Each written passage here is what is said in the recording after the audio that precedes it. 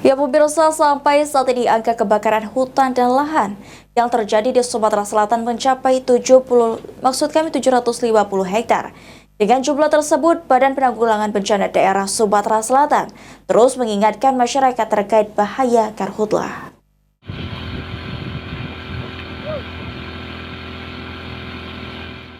Ancaman kebakaran hutan dan lahan di musim kemarau mengancam Sumatera Selatan. Beberapa daerah seperti Musi Banyuasin, Ogan Komering Ilir, dan Ogan Ilir sudah terjadi kebakaran hutan dan lahan.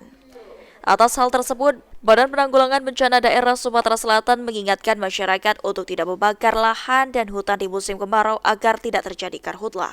Disampaikan oleh Kabid Penanganan Darurat BPBD Sumatera Selatan, karhutlah akan mengancam masyarakat, sehingga masyarakat terus diingatkan dan juga dihimbau untuk tidak membakar lahan dan hutan. Kesadaran masyarakat itu yang kita tekan. Bagaimana masyarakat dengan kesadarannya masyarakat bisa bahwa bahaya akan dampak kebakaran banyak sekali. Terutama kesehatan, pendidikan, jangan sampai kayak 2019 sekolah bisa libur. Dampaknya itu.